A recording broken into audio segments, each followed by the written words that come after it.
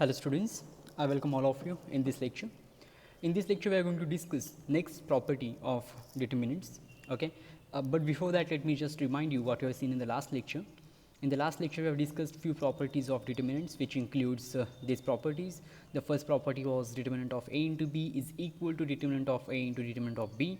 Then we have seen the property determinant of A transpose is equal to determinant of A. We have proved that. Okay, we have seen the third property, that if we obtain the matrix B by adding scalar multiple of one row to another row of A, then determinant remains unchanged. Okay, and we have seen fourth property as well, that if matrix is in the block form like this AB0C, then determinant of such a matrix is equal to determinant of A into determinant of C, and we have proved all these properties. Okay, so in this lecture we are going to discuss the next property in a row succession, right? That property reads like this.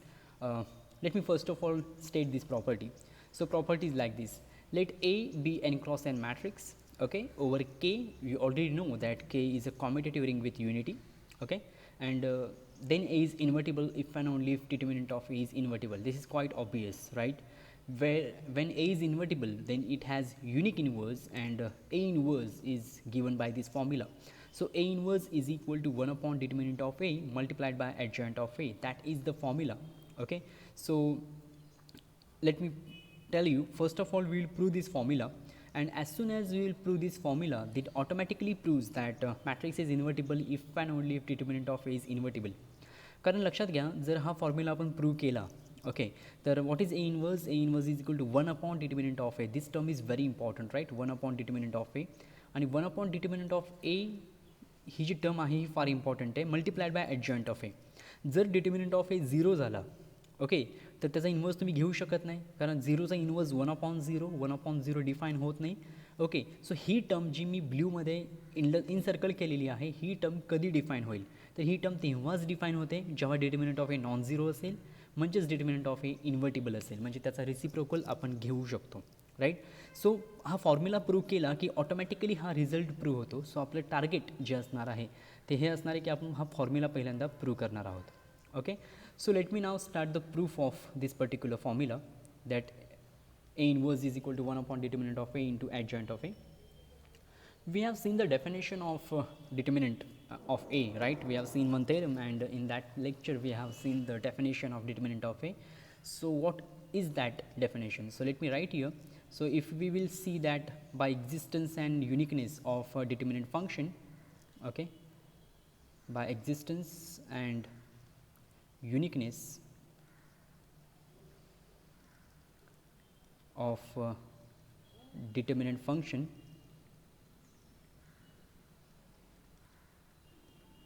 what we have, what is the definition of determinant of A?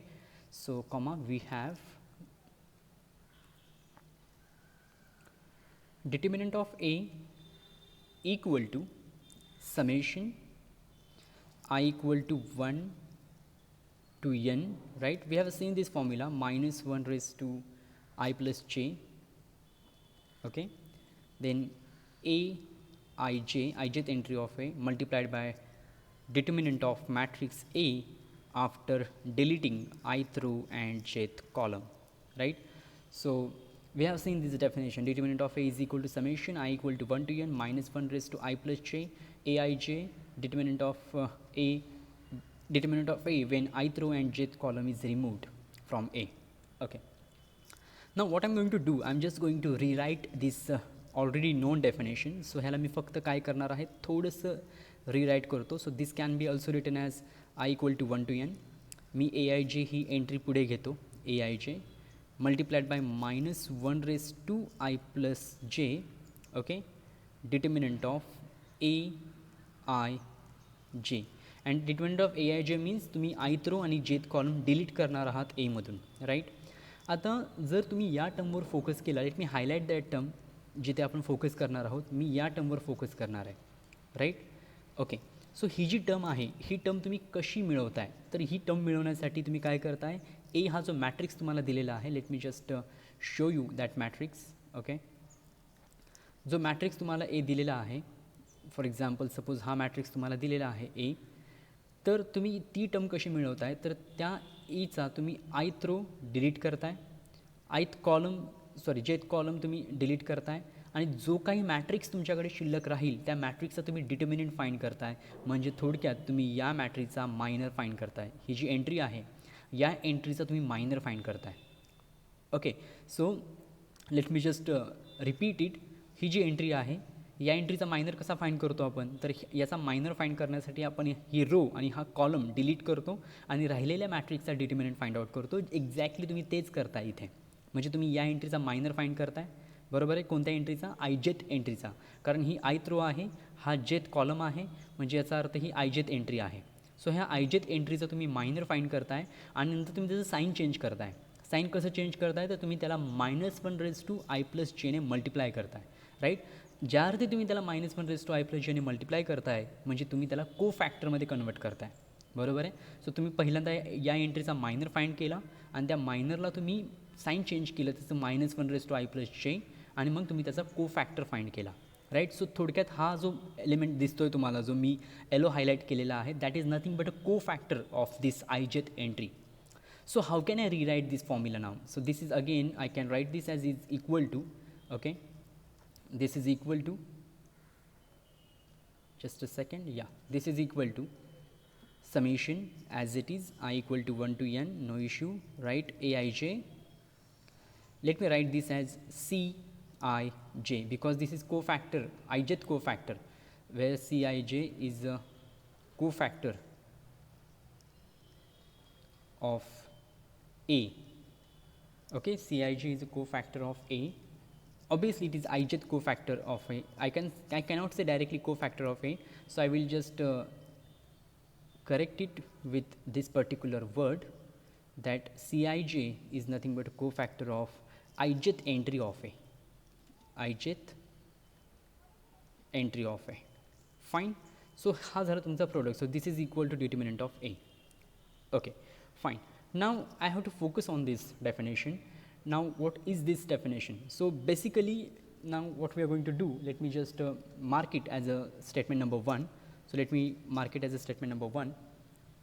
Now what I am going to do, I am going to consider a new matrix. Okay, so the definition आपल्याकडे आहेच. Consider a matrix capital B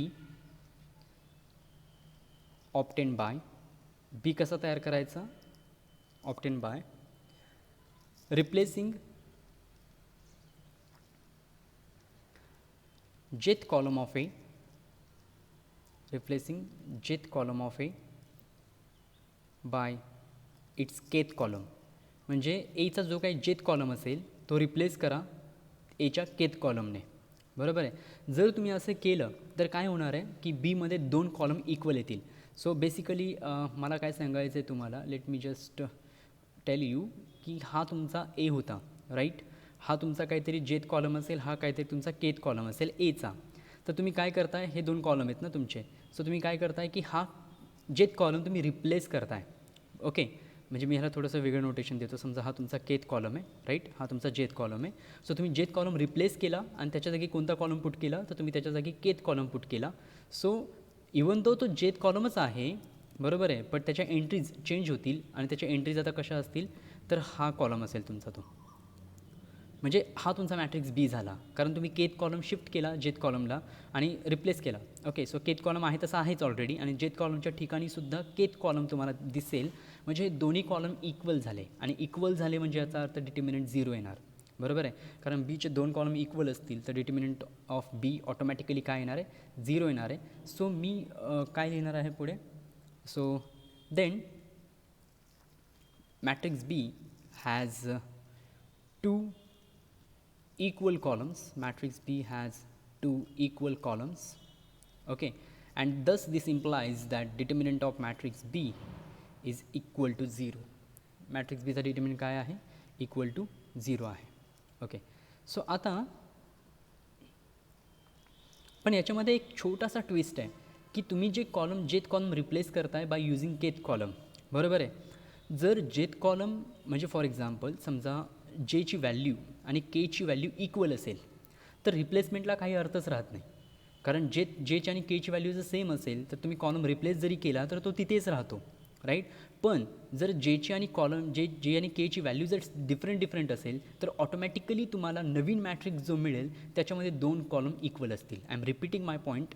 जर तुम्ही जेची आणि केची value same घेतली, म्हणजे जेची value 1, केची value 1, म्हणजे पहिला कॉलम पहिल्या कॉलमने रिप्लेस करा. So that is not going to change your matrix, right. But जर जेची व्हॅल्यू 1 असेल आणि केची व्हॅल्यू 2 असेल, ओके, तर मग तुम्ही पहिल्या कॉलमच्या ठिकाणी दुसरा कॉलम आणून ठेवणार आहे. सो त्या केसमध्ये 2 कॉलम इक्वल येतील. सो या पोझिशनला, या सिच्युएशनला अजिबात तुमचा मॅट्रिक्स चेंज होणार नाही आहे रिप्लेसमेंट केली तरी पण. बट जर जे आणि के इक्वल नसतील तर डेफिनेटली तुमचा मॅट्रिक्स चेंज होतो आणि तुम्हाला नवीन मॅट्रिक्स जो मिळेल त्याच्यामध्ये 2 कॉलम इक्वल असतील. सो याच्यावरून आपल्याला 2 कंडिशन्स तयार होतात. कंडिशन्स कोणत्या तयार होतात हे बघा. ही जी केस आहे पहिली, जे इक्वल टू केची, या केसमध्ये तुमचा मॅट्रिक्स चेंज होत नाही, म्हणजे बरोबर आहे. सो या केसमध्ये नवीन जो मॅट्रिक्स तुमचा असणार आहे बी, त्याचा डिटर्मिनंट आणि जुना मॅट्रिक्स जो असेल त्याचा डिटर्मिनंट सेम असणार, कारण मॅट्रिक्स चेंज झालाच नाही ना, कारण जे इक्वल टू के आहे. सो रिप्लेसमेंट त्याच पोझिशनला होती आहे. So it is not going to change your value of determinant. पण खालची जी केस आहे जे नॉट इक्वल टू केची, या केसमध्ये तुमचा जो मॅट्रिक्स आहे बी त्याच्यामध्ये 2 इक्वल कॉलम येतात. सो डिटर्मिनंट येतो 0, राईट. सो आपल्याला याच्यामुळे काय होतं की आपल्याला 2 कंडिशन्स तयार होतात की जर जे इक्वल टू के असेल तर determinant of B is equal to determinant of A, आणि J not equal to K असेल तर डिटर्मिनंट ऑफ बी 0 येतो. बट हे तर मी लिहिणारच आहे, but let me just put it into box. Okay, I am going to use this box later on. So let me just put it into box right now and let me continue my proof. आता हा जो फॉर्म्युलावरती आपण use केला आहे एच्या डिटर्मिनंटसाठी, right, आपल्याकडे आहे तो formula. Late me just show you. हा फॉर्म्युला आपण यूज केला होता एच्या डिटर्मिनंटसाठी, जो आपण एक्सप्रेशन 1मध्ये लिहिलेला आहे. तो फॉर्म्युला जर आपण सिमिलर वेने जर बीसाठी यूज केला तर what is determinant of B. So let me write here, but obviously as per the definition determinant of b is equal to what? So determinant of b is going to be equal to, actually it is equal to 0. So let me write here 0 equal to determinant of b, right? What is equal to? It is equal to summation I runs from 1 to n. Is it fine? Yeah. Minus 1 raised to I plus j as it is. Now instead of aij you will have bij, right? And instead of having determinant of a when ith and jth row are removed, तुम्हाला इथे दिसेल determinant of b when ith and jth row are removed. Sorry, ith row and jth column are removed. बरोबर आहे, असं तुम्हाला दिसेल. आता याच्यामध्ये काय करायचं तुम्हाला, तर थोडेसे चेंजेस तुम्हाला याच्यामध्ये करायचे. तुम्हाला या मॅट्रिक्सचा संबंध तुमच्या ओरिजिनल मॅट्रिक्ससोबत लावायचा आहे. सो मी ही डेफिनेशन परत रिफ्रेश करू शकतो आणि how can I write this. This is equal to summation I equal to 1 to n, right, minus 1 raised to I plus j, no issue with this particular term. Now what is bij? bij म्हणजे बी मॅट्रिक्समधल्या ith row मधली जेथ entry, बरोबर आहे. बी मॅट्रिक्समधल्या ith row मधली जेथ entry म्हणजे जेथ कॉलममधली ith entry असं तुम्ही म्हणू शकता. बट आता बीचा जो जेथ कॉलम आहे that is actually kth column of A, कारण रिप्लेसमेंट केलेली आहे तुम्ही. Okay, so what is bij? म्हणजे बी जो मॅट्रिक्स, जो नवीन मॅट्रिक्स तुम्ही तयार केला आहे त्याच्या जेथ कॉलममधली ith एंट्री म्हणजेच एच्या केथ कॉलममधली ith एंट्री. कारण बीचा जेथ कॉलम म्हणजे एचा कोण आहे, केथ कॉलम. कारण बी तयार करताना आपण जेथ कॉलमला रिप्लेस केलेला आहे by using the kth column, right. So त्याच्यामुळे इथेही तुम्ही बघू शकता की आता हा तुमचा बी आहे ना, राईट. पण बीच्या जेथ कॉलममधली ith एंट्री जर तुम्हाला फाइंड करायची असेल तर that is nothing but the ith entry in the kth column of A, कारण तो तुम्ही रिप्लेसमेंट करून यूज केलेला आहे. So I can write here एच्या ith रोमधली kth entry. Is it right? Yeah. And then what is next? This is nothing but determinant of बीमधली ith row काढून टाकली म्हणजे एमधली ith रो काढल्यासारखीच आहे आणि जेथ कॉलम काढून टाकला बीचा जेथ कॉलम काढून टाकला म्हणजे एचा केथ कॉलम काढून टाकल्यासारखा आहे, कारण तुम्ही हे रिप्लेसमेंट केले. So this is determinant of A I K, right. कारण ith रो चेंज केली, ith रो काढून टाकली आणि बीचा जेथ कॉलम काढून टाकला. पण बीचा जेथ कॉलम म्हणजेच काय, एचा केथ कॉलम. सो एचा केथ कॉलम काढल्यासारखं आहे ते. सो तुम्हाला अशी डेफिनेशन बघायला मिळेल. So now what is this? What is this? So this is nothing but or we may just do one little change instead of writing, कारण jth आणि केथ कॉलम सेमच आहेत. सो बीचा जेथ कॉलम काढला आणि केथ कॉलम काढला तरी काही फरक नाही पडणार आहे. Okay, so what I will do, I will not write A there or I will not write K there. just let me do one change.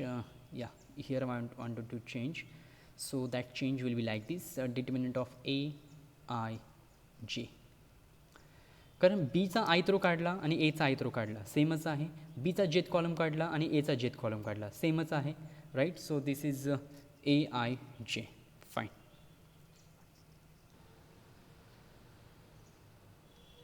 Okay, so aij, so this is equal to what? Now this is equal to summation, again I am going to rewrite it, I equal to 1 to n.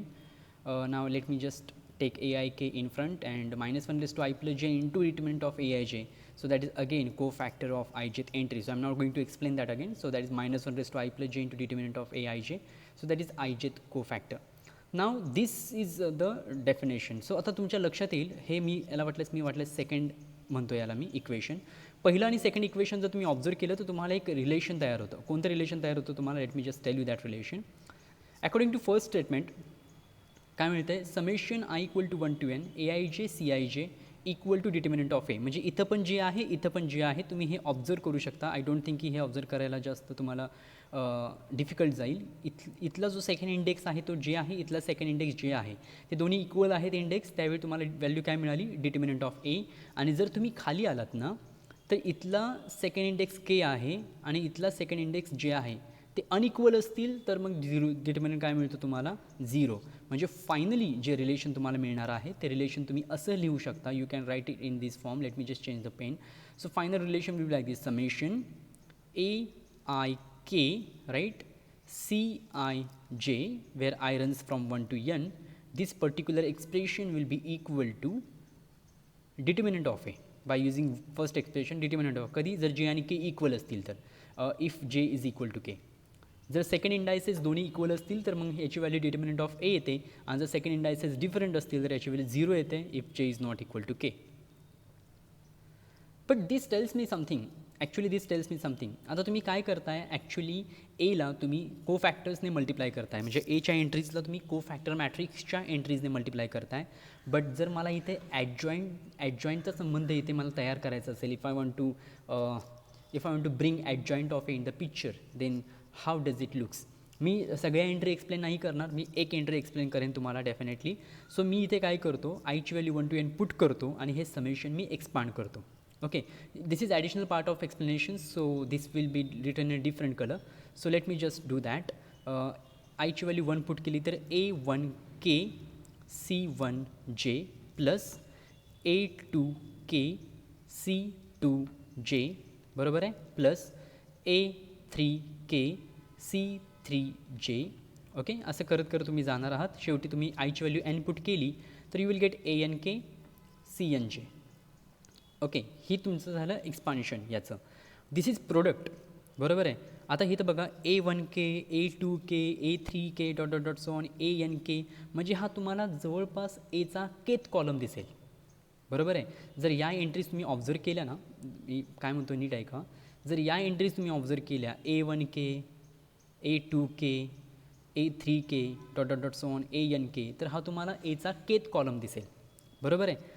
तो हा झाला एचा kth column. आणि हे जर तुम्ही बघितलं entries c1j c2j c3j dot dot dot cnj, तर को फॅक्टर मॅट्रिक्सचा तुम्हाला हा जेथ कॉलम दिसेल, म्हणजेच ॲडजॉईंटची जेथ row.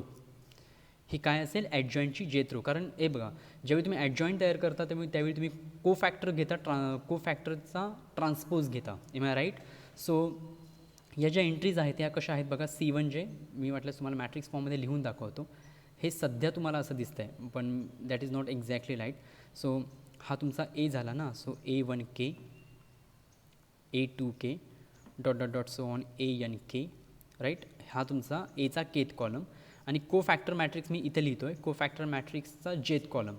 So c1j c2j dot dot dot cnj, हा झाला को फॅक्टर मॅट्रिक्सचा जेथ कॉलम, यांचा प्रोडक्ट आहे. पण तुम्हाला माहिती आहे की ज्यावेळी तुम्ही दोन मॅट्रिक्सचा प्रोडक्ट करता त्यावेळी तुम्ही या मॅट्रिक्सच्या रोजने या मॅट्रिक्सच्या कॉलमला मल्टिप्लाय करता, बरोबर आहे. आता इथे दोन्ही कॉलम आहेत, सो मला रो हवी आहे. सो मला जर रो हवी असेल तर मी काय ट्रिक यूज करणार आहे?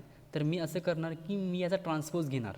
हा जो मॅट्रिक्स दिसतो आहे मला, याचा मी ट्रान्सपोज घेणार आणि ट्रान्सपोज मी तिकडे शिफ्ट करणार या साईडला. बरोबर आहे. जर मी ट्रान्सपोज शिफ्ट केला त्या साईडला तर मला रो मल्टिप्लाइड बाय कॉलम करता येऊ शकतं, राईट. सो मी ट्रान्सपोज घेऊन मी तुम्हाला हे दाखवतो आहे बाय युजिंग पिक्टोरियल फॉर्म. जर मी ट्रान्सपोज घेतला आणि त्या साईडला शिफ्ट केला तर हा असा दिसेल C1J C2J. आता हा ॲडजॉईंट झाला. ट्रान्सपोज ऑफ को फॅक्टर्स म्हणजे ॲडजॉईंट. सो आता हा ॲडजॉईंट मॅट्रिक्स झाला मल्टिप्लाइड बाय हा तुमचा मॅट्रिक्स आहे तसा जो असेल तो त्याचा हा केथ कॉलम. आणि आता हे मल्टिप्लिकेशन पॉसिबल आहे. तुम्ही बघू शकता C1J multiplied by A1K, C2J multiplied by A2K, dot so on CNJ multiplied by ANK. So now this multiplication is possible. So हे जे मल्टिप्लिकेशन्स तुम्हाला इथं दिसत आहेत हे मल्टिप्लिकेशन स्पेशल मल्टिप्लिकेशन्स आहेत. आणि after explaining this much I can directly tell you that this is nothing but a multiplication of adjoint of A multiplied by A. Okay. हे जे मल्टिप्लिकेशन्स आपण घेतो आहे त्या समेशनमध्ये जे आणि केच्या व्हॅल्यू चेंज होत जाणार आहे तुम्हाला माहिती आहे. सो हे जे मल्टिप्लिकेशन्स आपण घेतो आहे या समेशन्समध्ये हे सगळे मल्टिप्लिकेशन्स दोन मॅट्रिक्सचे मल्टिप्लिकेशन्स आहेत. त्यातला एक मॅट्रिक्स म्हणजे ॲडजॉईंट ऑफ ए आणि दुसरा मॅट्रिक्स म्हणजे A. So adjoint of A into A असं तुम्हाला लेफ्ट साईडला मिळेल. आणि तुम्हाला राईट साईडला काय मिळेल जर तुम्ही राईट साईडचा विचार केला तर राईट साईडला तुम्हाला तसं दिसेल की जे इक्वल टू के असेल तर डिटर्मिनंट ऑफ ए म्हणजे ज्या for example diagonal entries equal to काय असतील डिटर्मिनंट ऑफ ए. बाकी सगळ्या एंट्रीज 0 कारण फक्त डायगोनल एंट्रीजला 1 1 2 2 3 3 असं इक्वल येतं. अदरवाईज बाकी सगळीकडे अनइक्वल असतात ते. So this is nothing but determinant of A into identity matrix. So this is determinant of A multiplied bye identity matrix. Okay. अशा पद्धतीने तुम्हाला हे पहिलं रिलेशन तुम्हाला मिळेल, राईट. सो आता हे जे ॲक्च्युली मी दोन आकडे घेतलेले आहेत so let me make it star. Okay. हे झालं तुमचं relation star. Now I want to discuss about the next relation. याचा अर्थ असं याचा काय होतं मी तुम्हाला सांगतो नंतर याचा अर्थ काय होतो. Just let me do one thing. हा डिटर्मिनंट ऑफ ए जर मी या साईडला शिफ्ट केला rather than calling it as a star, let me just do one thing. Let me just shift this determinant on the left so that I will get the exact expression that I want. Okay, so if I shift this determinant on the left hand side, this is 1 upon determinant of a into adjoint of a, and that is equal to identity matrix, right. Sorry, ह्याला तुम्ही a ने multiply करताय ना. So a is equal to identity matrix, याला मी म्हणेन star. So याचा अर्थ असा होतो की हा एचा लेफ्ट इन्वर्स आहे कारण याने जर तुम्ही लेफ्टने मल्टिप्लाय केलं एला तर तुम्हाला आयडेंटिटी मॅट्रिक्स मिळतो. सो हा एचा लेफ्ट इन्वर्स आहे. Now I am interested in the right inverse. Okay. So त्याच्यासाठी मी आता काही स्टेप्स घेणार आहे. Okay. Okay, so now to prove the second relation, I will use this idea. What is this idea? Adjoint of a into a is equal to determinant of a into I. So let me write down that. We have adjoint of a into a is equal to determinant of a into I, and a is a random matrix. A हा कोणताही matrix असू शकतो. So just replace a by a transpose. In this expression, replace a by a transpose. So if I replace a by a transpose, then this comes as adjoint of a transpose. A च्या ठिकाणी a transpose put करा. So a च्या ठिकाणी a transpose आला. इथे आला तुमचा determinant of a transpose multiplied by identity matrix, right. आणि actually determinant of a transpose is equal to determinant of a. So तुम्हाला हे काय मिळेल? This implies adjoint of a transpose into a transpose is equal to determinant of a transpose म्हणजे determinant of a into identity matrix. हे तुम्हाला असं मिळेल, right. आता याच्या ट्रान्सपोज करा दोन्ही साईडचा. ट्रान्सपोजिंग बोथ साईड्स काय मिळतं आहे बघा. सो ट्रान्सपोजिंग बोथ साईड्स तुम्हाला असं मिळेल. याचा ट्रान्सपोज म्हणजे हे फॉर्म्युला असतो ना A B transpose is equal to B transpose A transpose. So if you will do that, this is equal to a. Okay, a ट्रान्सपोजचा ट्रान्सपोज म्हणजे a आणि इथे येणार ॲडजॉईंट ऑफ a ट्रान्सपोजचा ट्रान्सपोज इज इक्वल टू. इथे transpose घेतला तरी काही फरक पडत नाही कारण डिटर्मिनंट ऑफ ए ही क्वांटिटी आहे, स्कॅलर क्वांटिटी, आणि आयडेंटिटी मॅट्रिक्सचा ट्रान्सपोज आयडेंटिटी मॅट्रिक्सच असतो. नाव बट आपल्याला एक गोष्ट माहिती आहे की what is adjoint of A transpose. Adjoint of A transpose तुम्हाला कॅल्क्युलेट करायचं असेल तर that is equal to adjoint of A आणि त्याचा ट्रान्सपोज. ॲडजॉईंट ऑफ ए आणि त्याचा ट्रान्सपोज, राईट. सो हे जर तुम्ही पुट केलं सो दिस इम्प्लाइज वॉट. याच्यानुसार काय मिळेल? A as it is.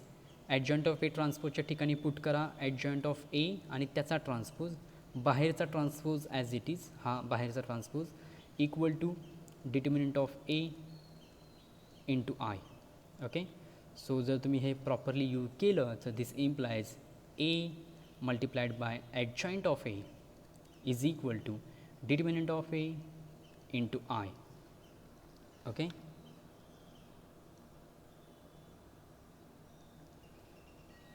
So this implies determinant of A shift करा या साईडला. So A multiplied by 1 determinant of A into adjoint of A is equal to identity matrix. Let me call this as double star, right? So तुम्ही star आणि double star जर combine केला तर स्टारचा अर्थ काय आहे की हा जो 1 determinant of A into adjoint of A आहे तो लेफ्ट इन्वर्स आहे आणि डबल स्टारचा मिनिंग आहे की तो राईट इन्वर्स आहे, राईट. सो दोन्ही कंबाईन केलं तुम्ही तर तुम्हाला मिळेल की from star and double star A inverse काय येणार 1 determinant of A into adjoint of A. Okay, हा झाला एचा inverse and that proves the property. Okay, fine.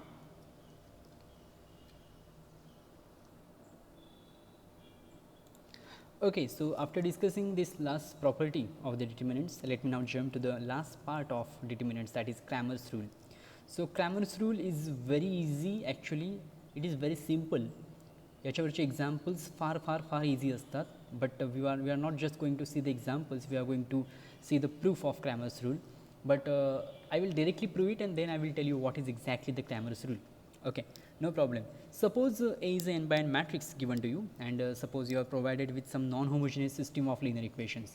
So actually non-homogeneous system of linear equations तुम्हाला असे दिसते A into x equal to y. ही तुमची काय आहे सिस्टम ऑफ लिनियर इक्वेशन्स आहे, but that is non homogeneous. Non homogeneous का? कारण right hand साईडचा जो वेक्टर आहे Y that is not equal to 0. तो जर 0 असेल तर it is going to be homogeneous system, but otherwise it is going to be a non homogeneous system. Okay, no problem. आता ही सिस्टीम मला सॉल्व करायची आहे आणि त्याच्यासाठी मी क्रॅमर्स रूल यूज करणार आहे.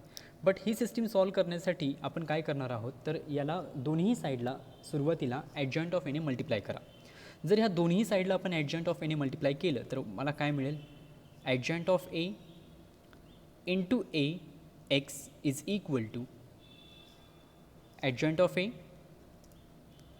Into Y. बरोबर आहे, दोन्ही साईडला जर ॲडजॉइंट ऑफ एने मल्टिप्लाय केलं तर तुम्हाला हे असं मिळेल. But what is adjoint of A into A, तर तुम्ही जर वरचं एक्सप्रेशन पाहिलं जे आपण प्रूव्ह केलं होतं त्या एक्सप्रेशनचा जर यूज करायचा झाला तर तुम्हाला स्टारच्या वरची स्टेप जी होती ती बघावी लागेल. तर adjoint of A into A is nothing but equal to determinant of A into identity matrix, right. So I am going to use that. So adjoint of A into A म्हणजे determinant of A into identity matrix. So this is determinant of A, right, into identity matrix. But identity matrix into X म्हणजे एक्सच येणार तो. So I will write it as X, कारण इथं actually I into X आहे but it is X, it going to be X. Okay, so this implies determinant of a into x is equal to adjoint of a into y. बरोबर आहे. आता याच्यानंतर मला काय करायचं आहे की दोन्ही साईडची जेथ एंट्री मला फाइंड करायची आहे. आता नीट बघा, लेफ्ट साईडला म्हणजे ॲक्च्युली आता मी ह्याला थोडं सिम्प्लिफाईड फॉर्ममध्ये लिहितो. हा तुमचा डिटर्मिनंट ऑफ ए जो की स्कॅलर आहे, एक्स तुमचा कसा आहे x1 आहे, x2 आहे, हा वेक्टर असणार dot dot dot so on xn. बरोबर आहे. इथं मी जस्ट फॉर अंडरस्टँडिंग एक्स जे लिहून ठेवतो इज इक्वल टू हा तुमचा काहीतरी ॲडजॉइंट ऑफ ए असेल टोटल जो की ट्रान्सपोज ऑफ को फॅक्टर्स आहे. तो कसा असणार आहे त्याचं C11, इथे येणार C21. ट्रान्सपोज करता आहे त्याच्यामुळे मी ट्रान्सपोज घेतो आहे, कारण ॲक्च्युली इथे C12 असतो बट ट्रान्सपोज केल्यानंतर इथं C21 येतो dot dot dot so on CN1, नंतर C12, C22. ओके, असं करत करत जाणार तुम्ही. इथे जो आहे तो ॲक्च्युली सेकंड रोमधली थर्ड बट थर्ड रोमधली सेकंड येणार 3-2. असं करत करत CN2, असं करत करत तुम्ही जाणार आहात आणि शेवटी जो असेल तुमचा so C1n, C2n dot dot dot so on C3n. अशा पद्धतीने तुमचा हा adjoint of A multiplied by Y. Y तुमचा असा असेल Y1, Y2 dot dot dot so on YN, right. Okay, so हे तुम्ही करताय. आता मला दोन्हीकडची जेथ एंट्री फाइंड करायची आहे. माझं टार्गेट काय आहे की दोन्हीकडची जेथ एंट्री फाइंड करायची आहे. So let me write here this what is determinant of A into X J. Okay, determinant of A into X J म्हणजे मी जेथ एंट्री फाइंड करतो दोन्हीकडची. जर तुम्हाला इकडची जेथ एंट्री फाइंड करायची असेल तर तुम्ही कशी करू शकता, तर इथला जो जेथ कॉलम असेल त्याने याला मल्टिप्लाय करायचं. इथली जी जेथ रो असेल त्याने याला मल्टिप्लाय करायचं. सो जेथ रो कशी येणार आहे, ॲक्च्युली ते जेथ रो लिहिली नाही आहे मी, but now I will write it. Jth row कशी येणार, इथली jth row sir C1J C2J okay dot dot dot so on CNJ ही तुमची जेथ रो असणार आहे ॲडजॉईंटची.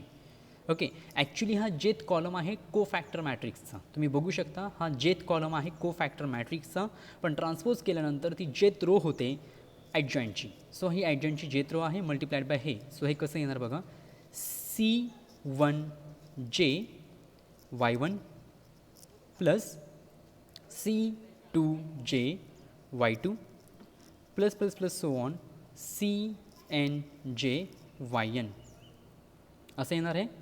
गुड. आता याच्या पुढे ह्याला मी फक्त समेशन फॉर्ममध्ये लिहितो आहे.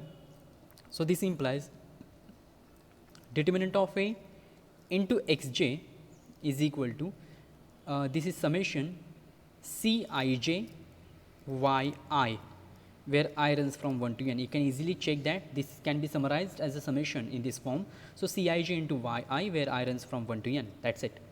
Okay. Now let me write the value of Cij. So this is equal to what is ijth cofactor. So that is nothing but minus 1 raised to I plus j into determinant of A when ith row and jth column are removed into Yi where I runs from 1 to n. Now हे असं मिळेल तुम्हाला CIJची value put केल्यावर. जर तुम्ही हे original डिटर्मिनंटच्या definition बरोबर कम्पेअर केलं, हे जे एक्सप्रेशन आहे, let me highlight this expression. Okay, let me just highlight this expression. हे जे एक्सप्रेशन आहे summation I equal to 1 to n minus 1 raised to I plus j determinant of A ith row and jth column are removed into Yi, हे जर तुम्ही actual डिटर्मिनंटच्या definition बरोबर compare केलं तर तुम्हाला काय दिसेल. मी ॲक्च्युअल डिटर्मिनंटची डेफिनेशन फक्त रेफरन्ससाठी इथं लिहितो.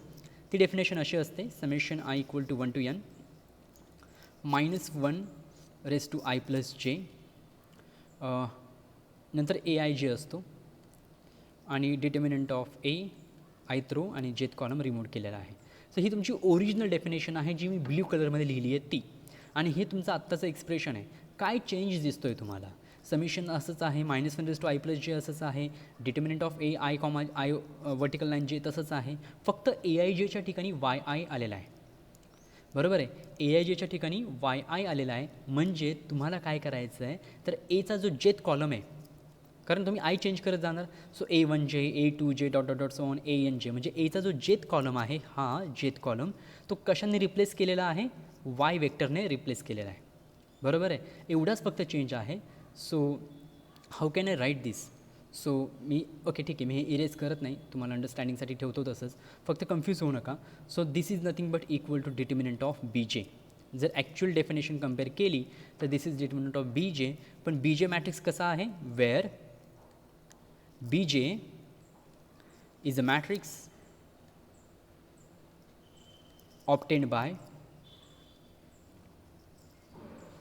obtained by replacing jth column of A by capital Y. म्हणजे एचा जेथ कॉलम हा कॅपिटल वायने रिप्लेस करायचा, मग तुम्हाला मॅट्रिक्स मिळणार BJ. त्याचं डिटर्मिनंट आहे हे जे एक्सप्रेशन दिसतं आहे ते. ओके, सो मला फायनल एक्सप्रेशन काय मिळालं. सो दस determinant of A into XJ is equal to determinant of BJ. बरोबर आहे. So what is value of XJ? What is value of XJ? So this implies XJ is equal to determinant of BJ divided by determinant of A. आणि जर तुम्ही जेच्या value change करत गेला तर तुम्हाला हा जो सोल्युशन वेक्टर आहे तुमचा, एक्स म्हणजे तुमचे सोल्युशन्स ना, सो तुम्हाला सोल्युशन मिळून जाईल. So this is Cramer's rule. हा जो काय आहे तो काय आहे, क्रॅमर्स रूल आहे. आता याचं ॲप्लिकेशन बघू, आपण याचं ॲप्लिकेशन बघू की कशा पद्धतीने तुम्ही क्रॅमर्स रूल ॲप्लाय करू शकता. सो असं आहे एक्झाम्पल, युझिंग क्रॅमर्स रूल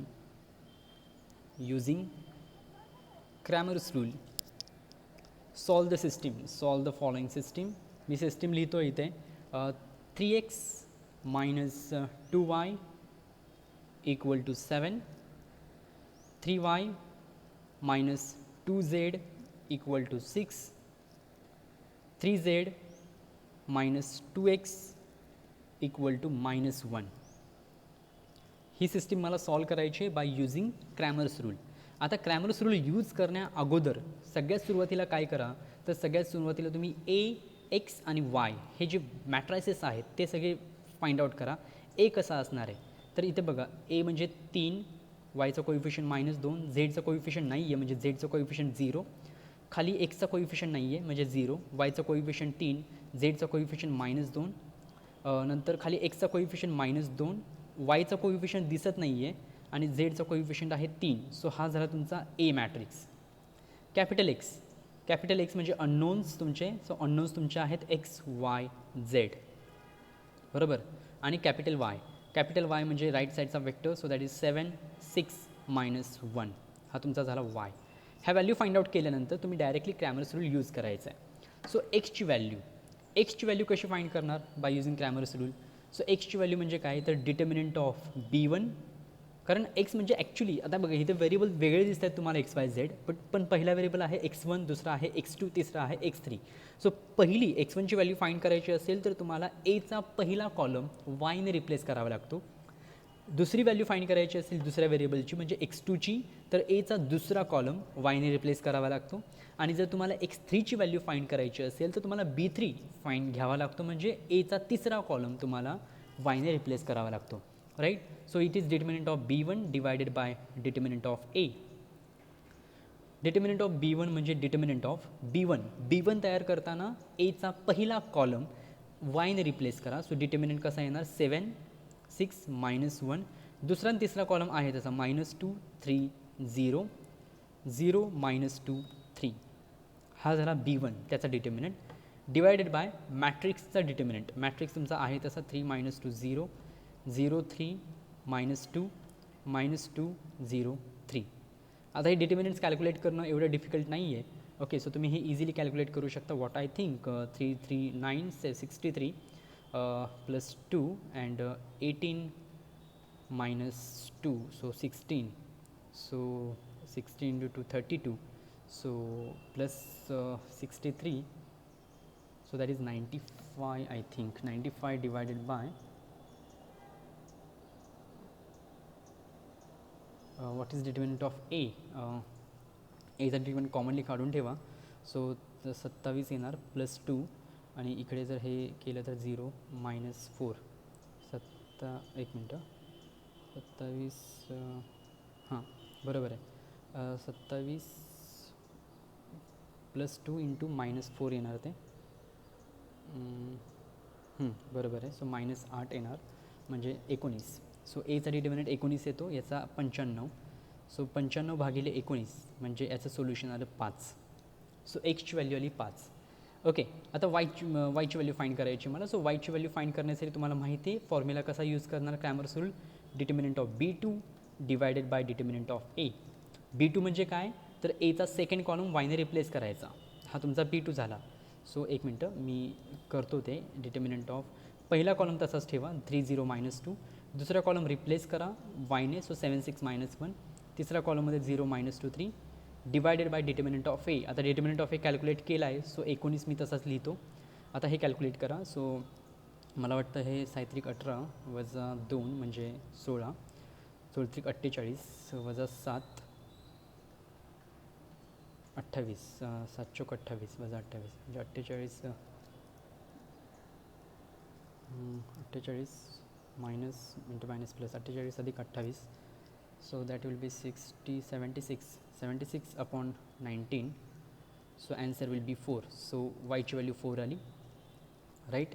आणि झेडची व्हॅल्यू फाइंड करताना क्रॅमर्स रूल यूज केला तर determinant of B3 divided by determinant of A. B3 म्हणजे एचा तिसरा कॉलम तुम्हाला वायने रिप्लेस करायचा आहे. सो पहिला कॉलम आहे तसा, दुसरा कॉलमसुद्धा तुमचा आहे तसा, म्हणजे दुसरा कॉलम काय आहे -230 असेल आय थिंक.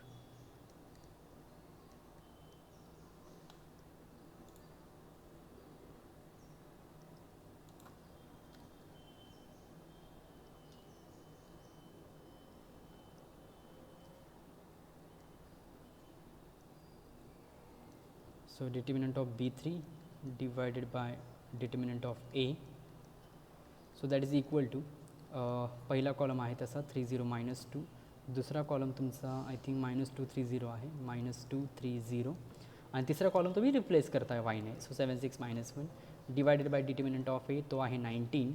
याचा जर डिटर्मिनंट कॅल्क्युलेट केला तर मला वाटतं -3 -9 आणि -2 -12 -21 म्हणजे -33 -66,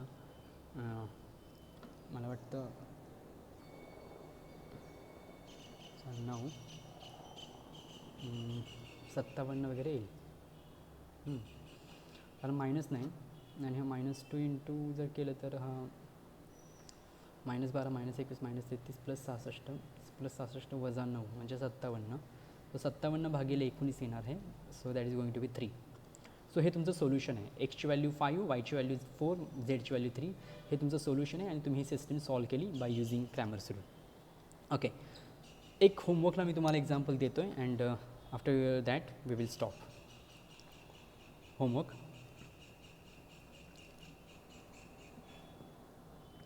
using Cramer's rule solve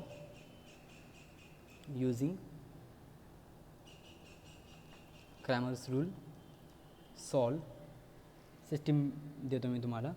x + y + z = 11. Okay, 2x - 6y - z = 0. 3x + 4y + 2z = 0. हे तुम्हाला सॉल्व करायचं आहे bye using Cramer's rule. Okay, याचं सोल्युशन फाइंड करायचं बाय युझिंग क्रॅमर्स रूल.